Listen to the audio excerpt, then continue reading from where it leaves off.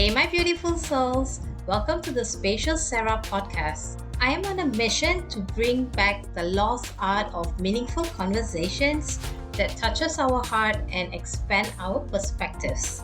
My intention is to create a space where you feel seen, heard, and loved. Each episode is crafted to hold that space, allowing you to open up and explore thoughts and ideas in a safe environment.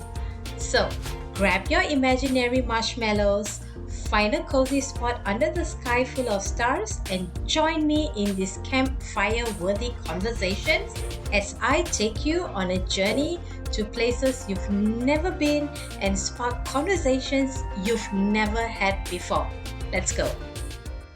Hi, everybody. Welcome to today's episode of the Spacious Sarah podcast. Together with me here today, I have Silja, who I'm going to have this conversation with her.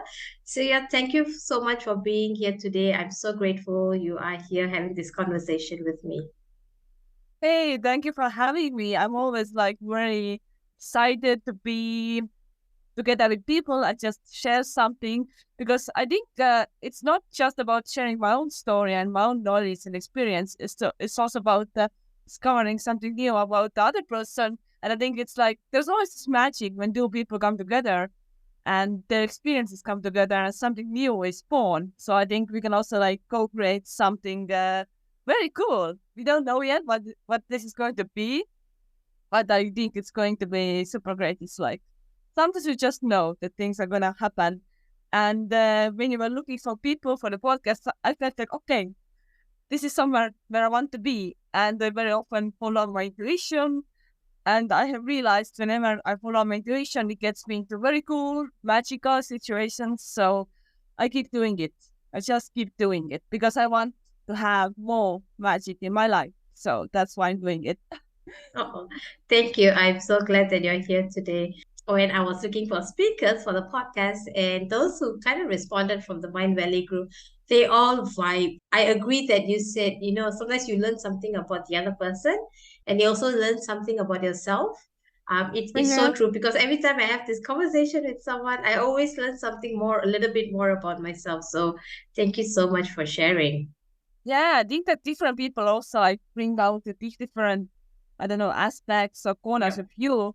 So they open up a different perspective. So maybe you talk to somebody who is I don't know, maybe you talk to somebody who's a writer, you talk more about writing, you talk to a business owner, talk more about business stuff. So I'm an athlete mostly and a health and fitness coach. So for me, it's I will mostly, I think, also go to health topics, but I also have writing background, so I have different things. And the thing that we have in common is that we are crazy about self-development because we met through Mind Valley, which is like a self-development platform, and it's a big one, it's crazy one, bringing so many cool people and so much magic into my life. I'm like, it's like it's like a good vessel and good container where you can meet certain kind of people because it's attracting people who are also very similar to me, even if they are on the other side of the world, like you are now, kind of. I totally agree. It's so true, Silja. I felt like my whole life I felt different. I felt like I never belonged anywhere. I felt like I was the alien one. But last year, so this year I did not attend Mind Valley. So last year when I attended Mind Valley I was surrounded by strangers, and yet from the very first day, I felt like I was finally home.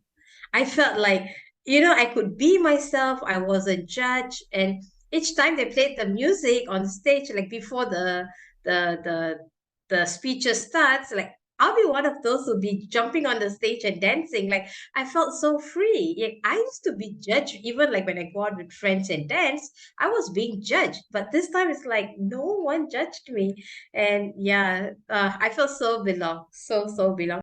I joined Mind Valley kind of a year ago, and this year has been a crazy one. So I started with Hula Body coaching last August, and then I became also a local host. So I also started organizing events to other members uh, here, and this also allowed me to find my own tribe and find super cool friends.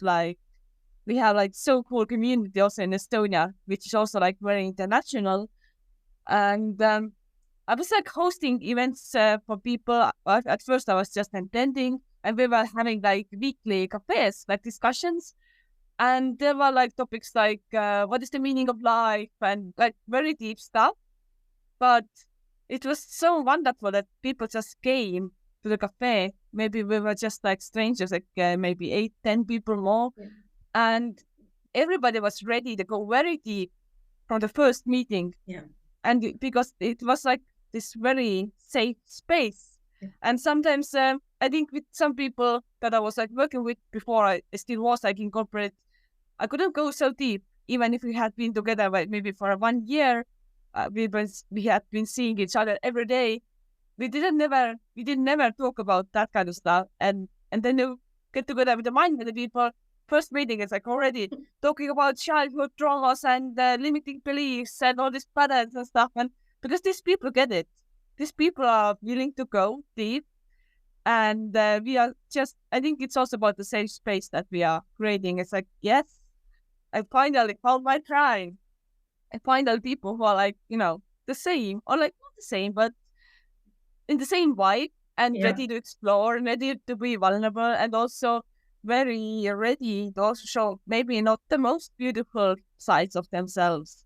Because this also gives me the permission to show my vulnerabilities actually. So I find it very beautiful. I like that So you touch about this because do you feel like you are since being being part of Mind Valley, do you feel like you are able to express yourself more? You're able to be a little bit more vulnerable? yes, Yeah, especially same. among these people, it's like a weekly basis. So, for example, tonight we will also have a meeting that I'm hosting, and like I'm already like super excited because we're going to go deep into a topic and just share. And we also have this agreement that whatever we talk about, it stays there. So it's also like already in the beginning, we remind everybody of the rules that, okay, if somebody says something here, you're not allowed to talk about this, and you're not also supposed to later write to this person and say, oh, in that meeting you said that, or maybe you need a therapist, and like, no, we're not doing this. We're just sharing for the sake of sharing and just for the sake of expressing, but we're not coaching each other, and we're not sending some like contacts of therapists, because this has sometimes also happened. I have heard different stories. Sometimes people like, okay, they want to help so much, but it's like this is not that place. It's just for sharing, just being present for the other person, but not like, okay, I'm gonna save you, because everybody, if they want to be saved, they will ask for help. Yeah, so true, so true. Yeah. Um, I'm curious because you mentioned previously in the intake that uh, life is pretty much has been stable for you. And I Yeah. feel like mine has been the same for the most part. I mean, comfortable life, well brought up family. I had great family, great friends. Most of my challenges came from my own stupid decisions as a result of my bad decisions, right? But because of this, I feel like I struggled to find my place, especially as a coach, because people are like, oh, I've been homeless, I have hit rock bottom, but I've never experienced that. So I'm curious, like for you, because you had the similar experience as well. Life is comfortable, good for you. Have you ever felt like you were out of place or somewhere you don't belong, or you were struggling to find your voice?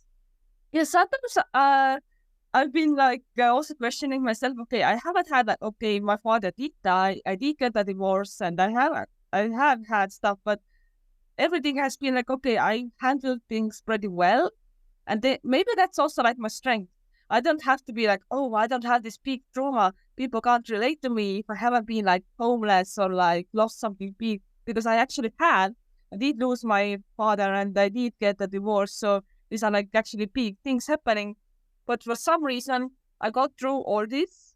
I stayed mentally stable. And I think that's also a strength. You don't always have to go like, very deep into the bottom. You don't have to like completely breaks down and be depressed for many months.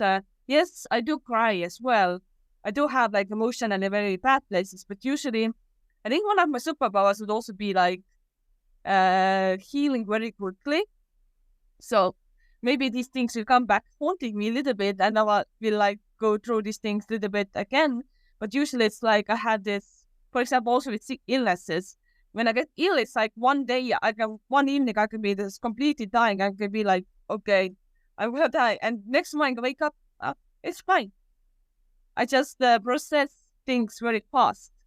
And at this moment, when I'm processing, I'm like very down. But the next morning, it's like, okay, it's a new day. It's a new possibility to do better, to enjoy life more. And I think it's like sometimes when I also hear about other coaches and other people who have like this big transformation stories, I'm like, I've always been quite stable. I never been like much into partying. I haven't had like crazy drinking, smoking, whatever period because I like never smoke. I hardly ever drank. Now I haven't been drinking alcohol for almost 3 years. And before that, I was drinking like twice a year. It never like never really liked it, so I just don't care. So I don't have like any crazy past kind of. I'm like I've been just kind of stable, eating kind of healthy all the time. I'm like, but I think that's also good to be stable in a way, and can also inspire people because yes, I have actually challenged myself to get out of the stability, but I had challenged myself in another way. Like I used to do long distance running, so I was a marathon runner. So I was doing like the lot of training, and now I'm a bodybuilder. I'm not competing this year, but I will be on the stage again next year. So I'm the person who puts on like very shiny bikinis, goes on stage and does like, posing and stuff, showing all the muscles. So, and for this, I will also have to go through a very extreme diet. And also like there's a lot of training as well all the time and a lot of like mental strength to handle all this.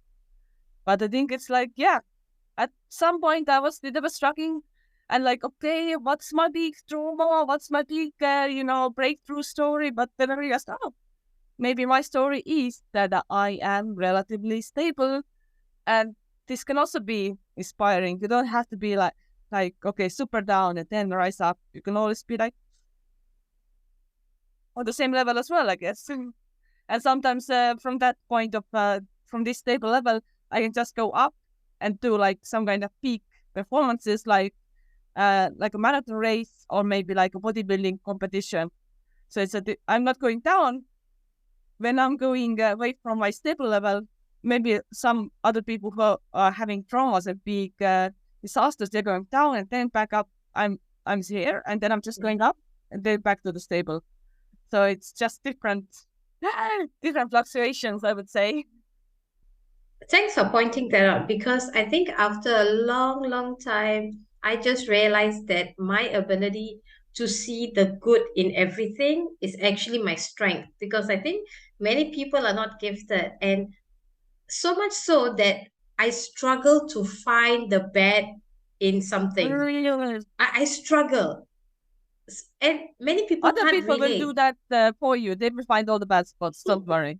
So, Yeah, so I like that you actually said that, and it's true. Like when we like because that is our base. When uh we go down, we know that okay, this is our base. It's easier to come up back up, right? yeah. I want to talk about you mentioned that you do marathons and bikini fitness and also what led you to this path? I used to do marathons. I haven't been okay. I actually did do a race 10 days ago when I was in Barcelona, and I might be doing the Barcelona marathon in 6 months to just to try if I can still run because I used to be like kind of serious about running like 3 years ago, and then I switched to bodybuilding because long distance running and building muscle, they are like very different things. So you can't actually do both of them at the same time if you want to like be good at both of them. So I switched. But in the first place, I think I ran my first marathon 2009. So that's like 14 years ago. The last one was 2020, 3 years ago. And I just wanted to try and see how it goes and if I can do it. So first I was just doing like 16 kilometers. Then I was doing like a half marathon that is like 21. And the full marathon is like 42. So it's like many hours in the road. My first one was like 4.5 hours. So it's a whole eternity on the road when you can like also like think about your life and die a few times and also like be reborn again. And, then you get to the finish line and you're happy. And at some point I realized that I can actually be fast. So the first years I was just doing it just for fun, just because I like to move and I like to be like outside. But then I realized, okay, I can actually be good at this. So I got myself a trainer, I got myself a training plan, and I started doing it more seriously, and I got a lot faster. And I really liked this competitive side as well. Okay, it did put some pressure on me because I was also like starting to maybe win some prizes, and there were like some expectations. But whenever I succeeded, I really loved it. And after this, I was also doing a little bit of gym and strength training on the side. That was like an extra to my running because I wanted to be like a stronger runner, have a stronger body. And it actually doing a little bit of gym did make me a better runner. So anybody who is doing running, don't forget some conditioning and strength training because this will also make you faster. Yeah, if you're like running and doing strength training, it's different than when you're like doing completely like bodybuilding because the goal of the training is a little bit different. So I actually at one point I realized, okay, I'm not getting any better in running. I had reached some kind of plateau and I was already kind of tired of it. And I was, okay, I really like the gym. I'm just gonna switch. So I found myself a new trainer who is like preparing bodybuilders and bikini fitness competitors. She's like a very good trainer, and some of her students are also like become like world champions. Estonians are like they are like pretty good in the bikini fitness thing, and I personally knew people who have become like world champions. I'm like, okay, that's actually cool. So I went to her and started doing something else because actually also in the running world, I got kind of tired of hearing runners saying, "Oh, I run, I can eat everything because I will burn it all off." But I also have like a training a background in nutrition, so I also learned to be a nutritionist, and I started to also find better food choices for myself. And I was getting annoyed by always hearing that, oh yeah, I can just burn it off, I don't care. But I was like, okay, what about quality? What about your health? And okay, don't you want to have like optimal health? Don't you want to have like optimal performance? And in bodybuilding, the nutrition is way more strict. So that's why I wanted to go there. It's like, okay, nobody here is going to say, oh, I'm just gonna burn it off. Here is like more precise, and the food choices are okay, more extreme maybe. And it's like, okay, I want this to be harder. I want something that less people are doing because what so many people are running and going to races, but not so many people are actually getting on that fitness stage. And even like some people who are preparing. So for example, my trainer has like maybe 12 girls preparing, but like last year when I was on the stage, it was just two people, just me and another girl who got on the stage actually, because some people like, okay, it's very extreme for your health. So the girls are just like not giving up, but maybe choosing to do the stage like another time or like postponing it or like because it wasn't good for the health or but they were not mentally ready.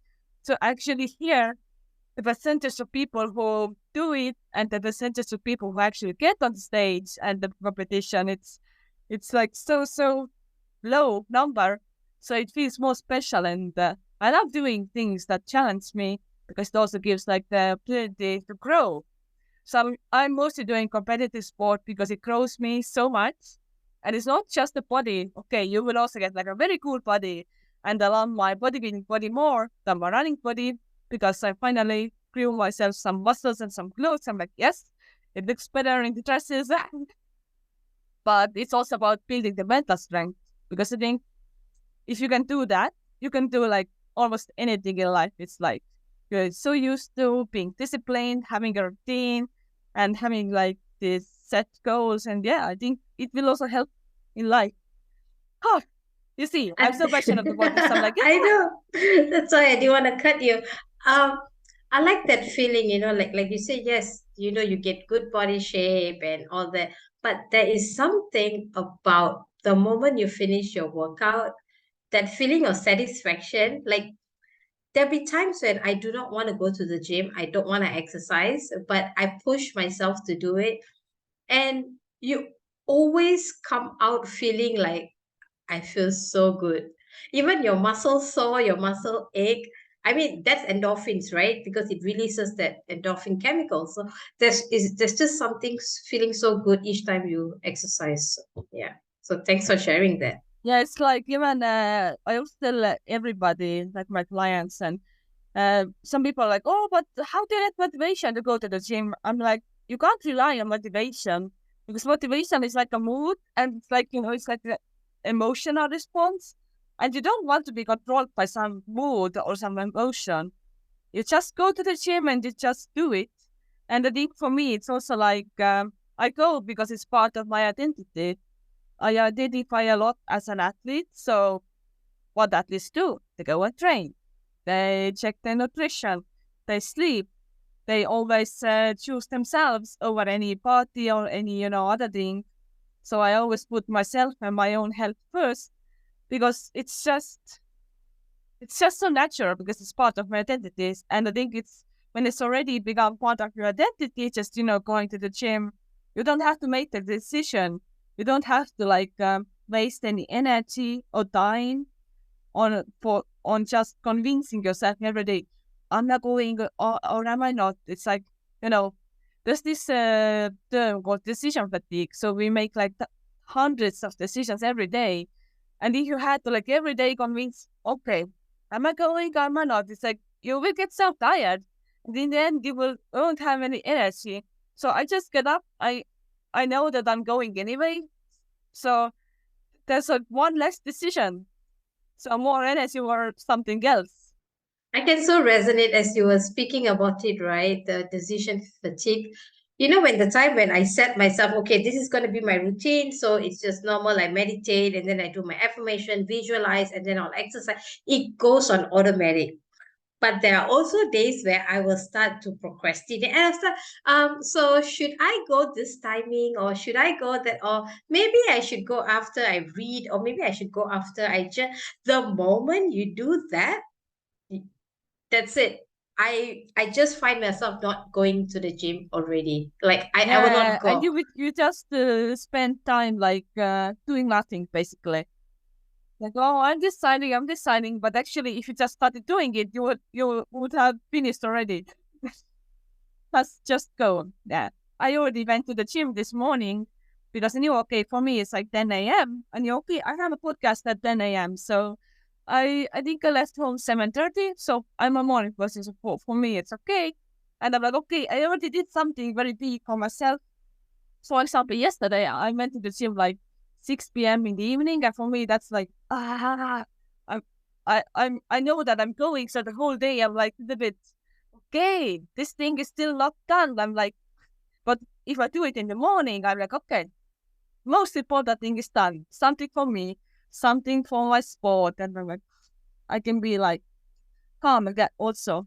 I feel like so misaligned whenever I go like in the evening. I'm like something important hasn't been done yet. I'm like, oh, I have that with meditation. If I don't meditate, I wake up at 5 a.m. for most days. So recently I've been falling back on my practices, but I'm getting there back again. I'm getting up back again. So if I don't meditate, I feel like something is not done. And I can't meditate at night or afternoon. It has to be the very first thing in the morning. So if I don't do it, then just like you, I feel like something is not done. My day is not complete. yeah. So you know it, but sometimes it still happens that you don't do it right away. So why does it happen? Why does it happen? Yeah, why do you don't do it sometimes, like the first thing?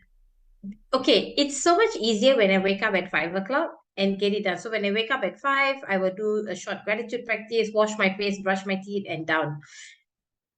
Not much of decision making to be made because everyone is sleeping, there's no distraction. So if I wake up later a bit, so for example today morning I slept late, so I woke up late, so I was just rolling on the bed, not getting up, I think until 10 a.m. I did not get up, just rolling on the bed. And then when I woke up, my sister was like, "Oh, can you help me put the clothes for washing?" I'm like, Yeah, it's like everybody else is already up and they want something. Yeah, and then I was like, okay, I put the clothes and then I went to meditate. I meditated everything. When I came out, she's like, I was about to go and take my shower. She's like, oh, can you help me clean the vegetable? I'm like, oh. So it's always if I don't do it first thing in the morning, I would get distracted. So when it's first thing in the morning, it's more like on autopilot. I don't have to think about it. Automatically go to the shower, go to the bathroom, brush my teeth, wash my face, and sit down. Yeah, that's Yeah. the difference. Yeah, yeah, I think it's the same for me. It's like whenever I get my morning right, I'm like, so I'm also like this 5, 6 a.m. morning person. Yeah, today, okay, I wanted to wake up at 5, but then in the end, it was like 6:30. Okay, I shouldn't be beating myself up for waking up later because I also went to bed later yesterday. I was just doing something. So I'm also like trying to find the rhythm again. And I think I was also like yesterday walking on the street. I was thinking, okay, why am I beating myself up if I wake up like 7 a.m. or something? For most people, that's still like, early and good. And I'm like, I didn't wake up at 5. I woke up at 7. Ah. I'm I like, used to what do the hell? that. What the hell am I doing? Why? It's still like, I'm still like waking up early, but I think I also like to do stuff when the whole world is asleep, when it's still like dark outside, then I watch the sunrise, and I also like going like outside when the city is still sleeping. It feels like okay, that's all mine, and it, I like the calmness, Yeah, and yeah, so it gives true. like a different, I don't know, different mindset as well. Yeah, And sometimes like okay, some people are also like saying that they want to stay up very late, but I'm like okay, and they're like, okay, and we want to stay like spend time with people, and you got to live, and that's why you have to stay up late. But I'm like, okay, but why don't we glorify the early hours? This is also like you could also like spend more time with people like in the morning. Why does it always have to be like very late? yeah. We can switch, have like morning parties and I don't know all I that think kind of even stuff. for the night owls, right, like those who prefer to sleep early, like they say, oh, I'm not a morning person to wake up and meditate and all. But I heard somewhere, like I heard from Jay Shetty, he said that you don't have to wake up at 5 o'clock, six Yeah, o'clock, no, you no, don't no, have no, to no. be there. You just wake up an hour early or half an hour early. So let's say if you are someone who wakes up at 9 because you sleep really late, you wake up at 9 or 10, then just wake up 1 hour before and you dedicate that time to your own personal development, whether it's reading, meditation. The first hour for yourself. Yeah, It's so important. I also done the chronotype test about this from the sleep doctor. So for me, yeah, I'm this lion who is this early morning person. And I think I've always actually known this because I am that kind of person who likes to go to bed early and who just wakes up early. And whenever I am up early, I feel the most productive. But it's like I think the lions they're like maybe 10% of population. So most people like somewhere in the middle, like they wake up 7, 8 and go to bed at midnight.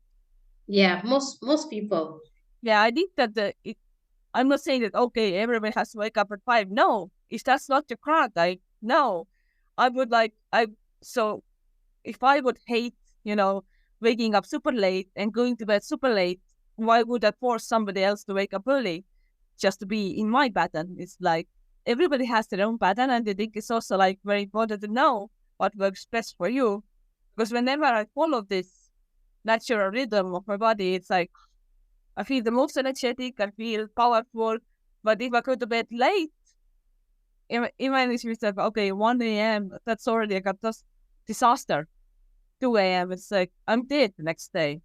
Even if I do that, like, sleep, I don't know, 7 hours, I'm still like, the whole day, I'm like, not aligned because I can't like start my morning right. So for you today, you woke up later, so you also like A little bit less oriented, actually, a bit disoriented, I feel. It's so true.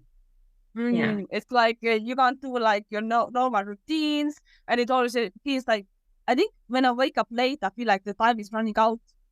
I'm like losing the day, kind of. I want to talk about something you mentioned, like when running got hard, like how did you push yourself? And when I was training, I always had like these plans, and I was also like I always had like a trainer, and I was like reporting to him as well. And during races, for example, when it's a race like a marathon, so the first one was for me 4.5 hours. The best was like a little bit more than 3 hours, but there's still like many hours on the road. So at some point during the race, I was just thinking, okay, I can do 5 minutes more.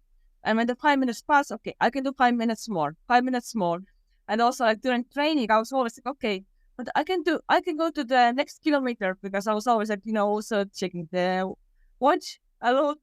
I can just 5 minutes more. And usually when the 5 minutes pass, I'm like, oh, I can do more, more. Well, I just kept like convincing myself. So now I'm actually running again a little bit. And I just did like a race 10 days ago. That was my slowest 10K race, but it was surprisingly faster than I thought. I was like, okay, I'm even so powerful. But also on during this race, I was convincing myself, okay, 2 more kilometers, one more. This is just gonna be like 6 minutes, 7 minutes. There was always like this mental chatter going on in my head. I was convincing myself, talking to myself, okay, a little bit more, a little bit more. It will soon be over. And as I used to train a lot, also in Estonia, and also like during winter time, because so when it got cold, even like with snow and everything, I was still running. There was always this, okay, it's very cold, it's super snowy, and but the hot shower that comes afterwards, it's so nice. You just go out for 1 hour, you freeze, you're like totally, seems so crazy. And the moment, and then somebody's like, okay, in 20 minutes, I will be in the hot shower. And after this, someone has such a good meal. So it's like thinking about these rewards and also, okay, maybe living in the future a little bit. That has always been me. Maybe I'm not like super present all the time. I'm the kind of person who is more living in the future. I'm not stuck in the past, but maybe it's a good thing and it's also a bad thing that I'm living in the future a lot. I'm always like hoping for, okay, what's the next thing? So it does mean that they also have to and want to learn to live in the present more. But I'm like, yeah, a little bit living in the future as well. Convincing myself, okay, good things are coming. I think this also gives me like a lot of hope and optimism to keep going. Yeah. I think the reason why I asked you the question because I could relate to it. Uh, I, a couple of months ago, I heard on this podcast, one of my favorite podcaster, and he said that he pushes himself. His favorite number is 22. So when he does exercise, he'll just add extra 22 seconds. So not everyone is going to be, not everyone is driven to do that extra 5 minutes, right? So like for you, 5 minutes isn't long. For someone like me, 5 minutes is a huge number if I'm going to continue running. So since I started listening to him, what I did was I add 30 seconds. So I exercise for 45 minutes. I instead of 45 minutes on my timer, I put 45 minutes and 30 seconds. And then when I got used to it, I added it to 46 minutes. So it's always about one more. So a little bit more. Yes, a little bit more. It doesn't have to be much. If it's 45 minutes, I'm going to do 46. And there's a book called The Power of One by Ed Milet. He talks about the power of one. If you are supposed to make 26 sales call, make 21. right? If you're supposed to meditate for 15 minutes, meditate for 16 minutes. So it's just adding one more. It's like I think you feel like this sense of achievement. Okay, I did a little Yes, bit more. a little bit more. And it compounds. It has compounding effect, right? Like even one extra phone call a day, if you times by example, you work 300 days a year, you have made 300 calls extra. You are above your competitor, right? Yeah, that's so true. I really love it.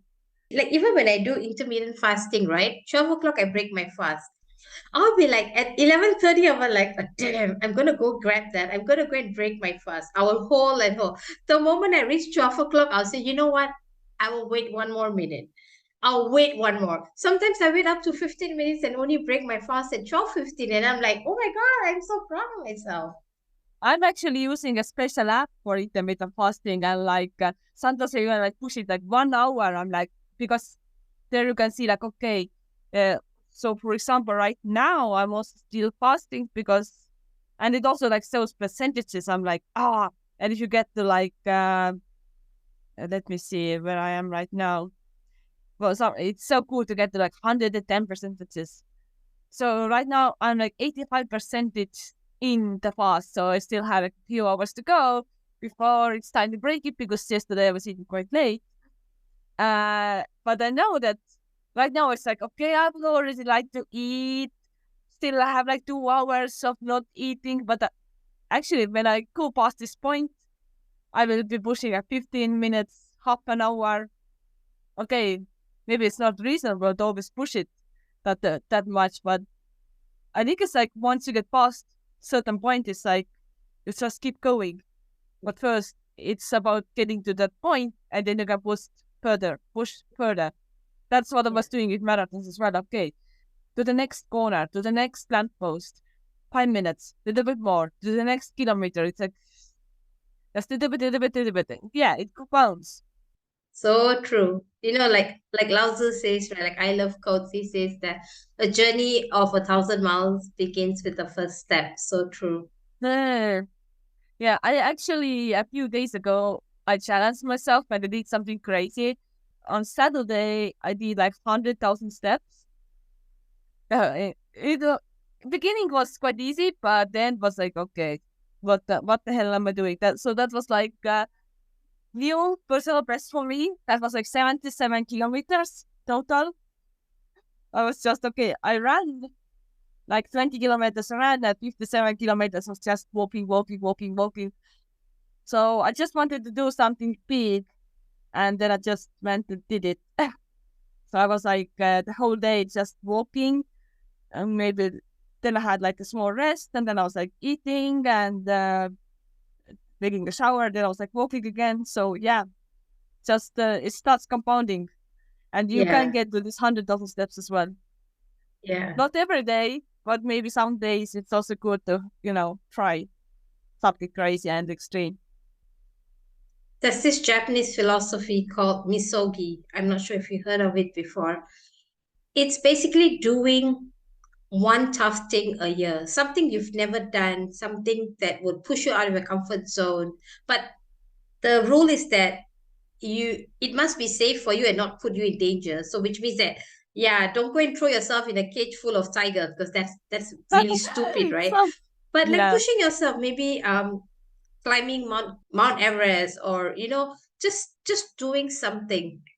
So this reminded me of that, as you said. Yeah, it doesn't have to be every time. I was like even thinking like doing something every month. So after this, I was so surprised that okay, I did it. It was hard, but I recovered very fast. 3 days later, I was already in the gym training my legs, and it was fine. I'm like, okay, The interesting thing is that last week I heard on this podcast why it's easier to do 10x than 2x. So, like, basically, why is it easier to do the hard things than the a little bit more? Because when you're doing something, like, for example, you wanna, um, okay, I'll give my personal example, right? I hate exercising. Okay, I hate exercising. So about a year ago, I started with 7 minutes exercise. Okay. And then I wanted to challenge myself. So last year, I did this challenge called 75 Hard. Have you heard of that challenge before? Actually, when I had finished my 100,000 steps, I was asking my Instagram followers, okay, what could I do next? And somebody told me about the 75 hard as well. And actually, I think I'm even announcing it today, but I'm not doing the 75 hard because I didn't like all parts of it. They didn't make sense for me. So I invented something new. I invented something, it's called 88 no, it's like 8 promises to myself, and it's gonna be 88 days because I like the number 8. I was born in the year 88, and 8 is like, also looks like infinity. So I I developed like my own system. I wrote it down like last night, and for me today is like day one. So it's gonna be 88 days. It's a little bit similar to the 75 hard. So it also has, yeah. So it also has like drinking water, but it's not like 1 gallon because I think 1 gallon is like 4 liters, and I think that would be like too much. So I just put down like 1.5 liter of mineral water. So it has to have like minerals in there because this is how the water can actually reach your cells. If you're just drinking regular water, you're just flushing yourself through. You're just, I don't know, it goes in and comes out. But if you put minerals, and if you put like a little bit of salt into the water, it actually hydrates the body properly. So I was doing, okay, so it's gonna be like this big bottle, 1.5 liters of mineral water. I also already bought for today and for tomorrow. Then it's gonna be in the 75 hard, there were like 2 workouts, 45 minutes each. But I was like, okay, let's do like 1 hour workout and then half an hour, like 30 minutes of like foam rolling or stretching or yoga or like some dancing or some mobility exercises, but like this active recovery. Because I think like that's also for me because I keep forgetting like, doing stretches and doing some mobility because I get very stiff in the gym when I'm like always, lifting hard and heavy. So I was okay, let's just put in addition to my 1 hour of everyday training, just half an hour of some kind of, movement to get the body flexible again. So these are the two things. Then I also put like, okay, the same thing that 75 Hard had, 10 pages of reading. Like, yeah, actual book. Yeah, I also have like, so you should here right now, Estonian version. Uh, okay, 10 pages actual reading because, we always like listen to audiobooks and podcasts, but actually sitting with the book is also good. I really like that idea from that challenge. I also put at least 10 minutes of meditation every day. And then I also put like some writing exercises, like write down eight affirmations or like just 8 things that you want to have. It can be different every day, but just writing them through every day, like saying that I'm abundant, I am powerful, I have the most amazing clients, for example. Just write them every day, like 8 different things that come to you. Then also write down like 3 things that you're grateful for. And also like every day find something, some kind of activity this that would get you like 1% further ahead, that would, move the needle a little bit further to your goals. So for me, for example, actually for today, I wrote down this 1% would be doing the podcast with you because it's also like, getting out there, talking to people, being visible, showing up. So you are for today's 1%. And I think for tomorrow, my 1% will be like updating my English website. So do something that moves you forward, maybe just one little step on the road. So what else did I have? Meditation, reading, exercise, gratitude, affirmations, 1%.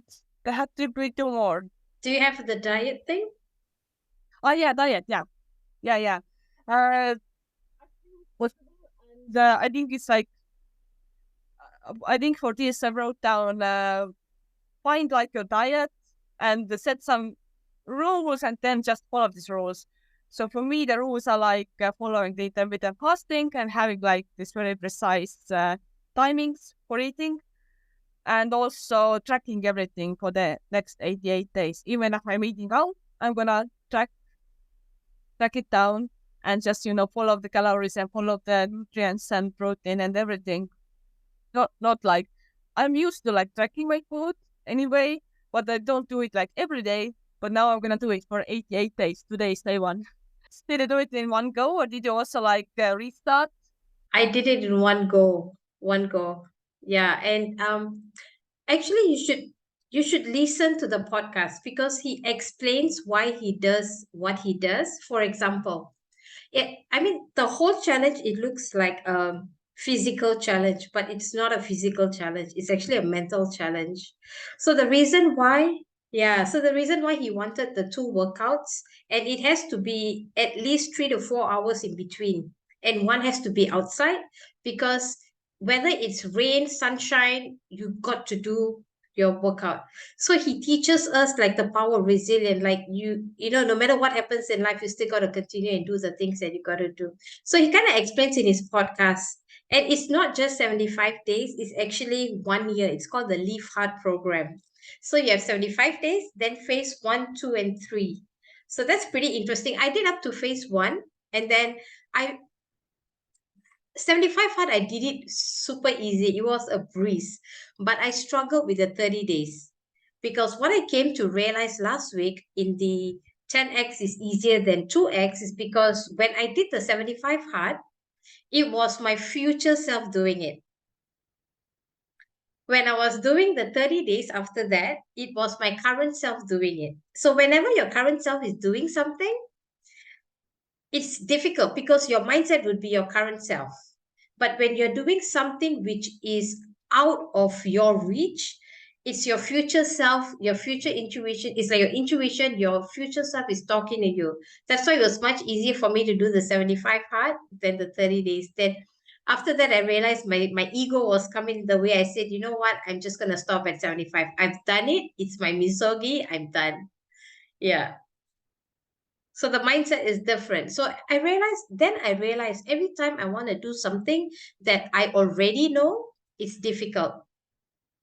It was difficult. But every time you do something that you don't know, for example, if as a coach, maybe we want to earn 5K, but 5K, it's not like a big stretch goal, right? But if let's say we want to earn maybe 50,000 a month, for example, hypothetically, I'm just throwing, then you will not be able to create that using your current mindset and your current self, right? So what happens unconsciously is that we would go to our future self and do that reverse engineering and ask, so what is the next step before that? What is the next step? So that's why building, like creating like something big for you is much more easier than creating something which is just a little bit more. Yeah. Okay, That was wow. it. Yeah, that was an interesting That one. that's a cool perspective actually. So why couldn't you actually call in your future self for the 30 days? Because I knew the path, like I knew what's gonna happen, like I already know, and I did. So And if to you be don't honest, know what, yes, okay. if you don't know, it's much easier. So when I was reflecting back in my life, the things that I always do at the first time is always so interesting because I do not know what's gonna come out. And also for 75, I prepared myself physically and mentally. Like for example, drinking 1 gallon of water. And he also explained why one, because you got to put back that water that you lost because of the exercising, right? I didn't do major exercise. All I did was just walking. That's it. I just walked. I just walked for 45 minutes outside, and then I go to the gym twice a week. I just do some strength training, and that's it. I just walked. So I wasn't the extreme thing. So I also prepared myself and anticipated what would come in the way. So, for example, when I did it, it was actually 19th of October.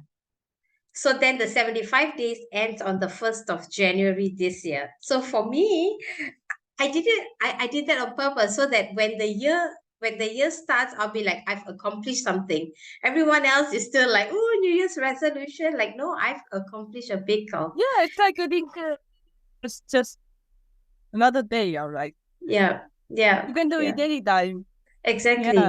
Yeah. So I guess that was a good point you brought up.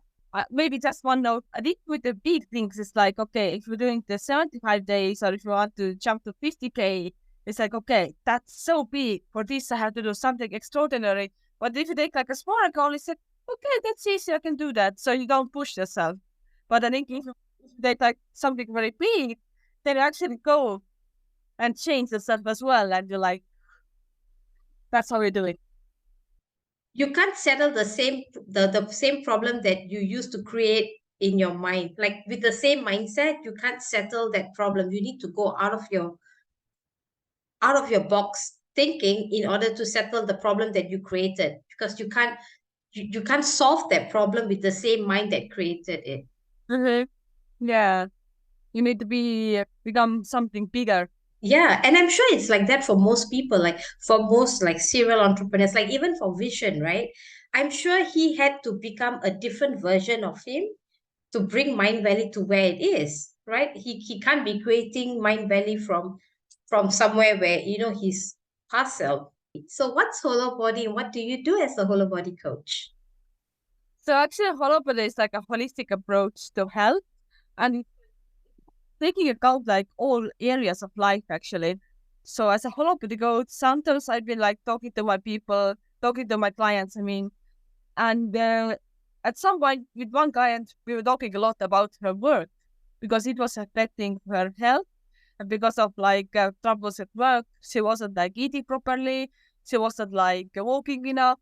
So whatever like is influencing your life, we're gonna talk about it in the coaching sessions, for example.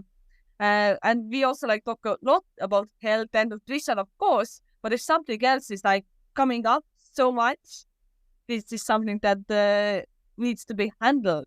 So that's what I've been doing. Like, and yeah, Hollow Body is like it's mostly about health, and I'm also like using my nutritionist background here and my athlete background, and mostly I'm just helping people to become better versions of themselves and also like become better friends with their own bodies, because you're not your body, but you have a relationship with their own body.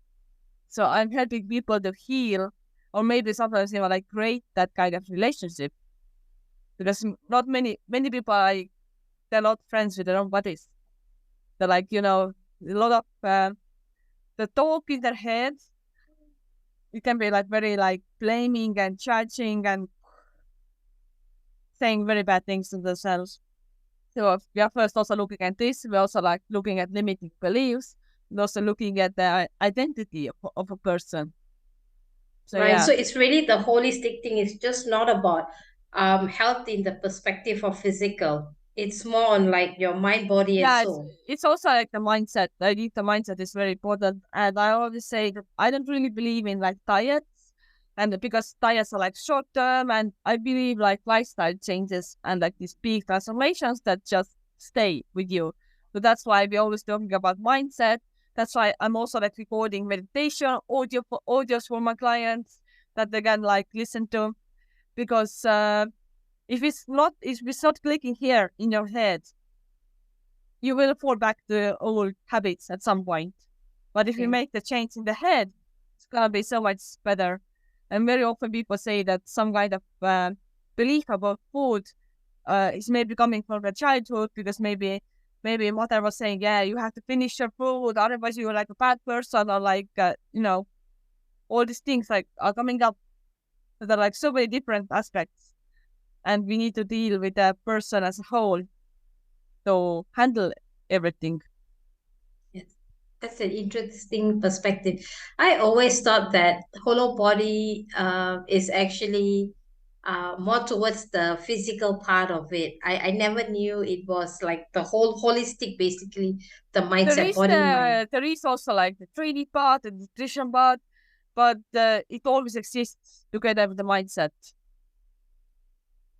So yeah, with many people, I'm just talking like about the mindset, or like with one client, I'm talking a lot about femininity and what it feels to be like a feminine person, and like, and where we went into like some childhood things, and also like some I don't know, dancing and everything. It's like it's so wide, but also like people are complex beings, so that's also normal.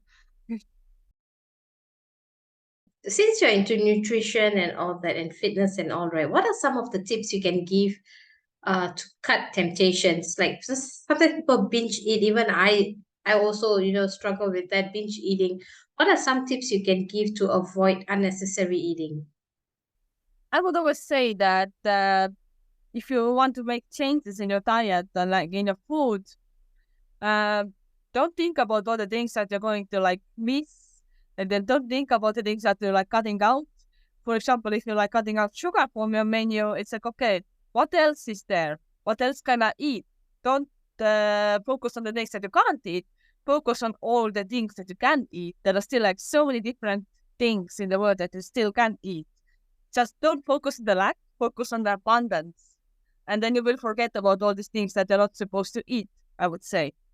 Just find new opportunities, find new exciting foods that like nourish your body actually. And always you can also like ask yourself, okay, if I'm putting this thing into my body, am I actually like nourishing myself? So also like and learn to talk to your body. So body talk is very important tool also in the whole body. Just learning to communicate with the body, and also like I'm also like talking to my own body. I'm like, okay, give me promises, body. I promise that I will give you proper nutritious food, that I will support you before we go on another competition prep. I'm gonna heal you, I'm gonna balance you, I will give you all the nutrients that you need to grow and be stable and be healthy. So just talk to your body and ask, okay, if and also like don't treat any food as a reward, and don't use words like cheat meal, because if you like put any emotion or things like reward, cheat meal, bad, good, you're like labeling the foods. It's just food. And I think if you put like emotional response to the food, it's easier to like, you know, use food as a reward, or use food when you're like feeling bad. So I would say that whenever like you're doing something big, okay, oh, I did like this big workout, don't reward yourself with food, because this way you will just create this connection that, okay, food is a reward. And then when you feel down, you will start looking for a reward, or like looking for something that will lift you up because you have linked food to feeling good. But don't do that. For example, if you like to maybe, if you do like a marathon, go to a spa, give yourself some other rewards that is not food. So I think it's also like having the emotional response to food is quite important. And always like, I think we are both like people who also like journal, analyze the thoughts and meditate. So whenever you feel like, okay, I want binge eat, it's like, okay, try to say stop to yourself and see, okay, what am I actually feeling here? What am I actually feeling? And if you're like looking for like some good feeling from the food because like maybe I'm feeling sad or something, okay, you can also have like a list, okay, what makes me feel good? And you can make the list at the time when you're not liking this, already in this binge eating mode. But at the time when you feel stable, you can already have this list of things that make you feel good and that are not food. So whenever you get into this state where you feel like, okay, I just want to get all the food, you can take a list and see, okay, what else can make me feel good? What else can get me out of this hole and make me like happy again? So if you already have this list, it's easier to go to the list and just, okay. I also know that maybe talking to that friend would be good right now, or like listening to this favorite song. This will also like lift me up. So just try that other options. So yeah, I think these things. I like the part that you said, look for the things that you can eat rather than the things you're going to miss out. I think that is Yeah, it's pretty like the lack and important. abundance thing. Yeah, Yeah, yeah. I've never looked at it that way before, actually, when it came to food. So that's why I struggle. I always joke about this, and I still do. Uh, I always say that people eat to live. I live to eat because that's how much I love my food. But I think the relationship isn't healthy because when I stick my mind to do something, I really do it. Like in the 75 hard, no carbs, no sugar, nothing. And then after that, I was just like,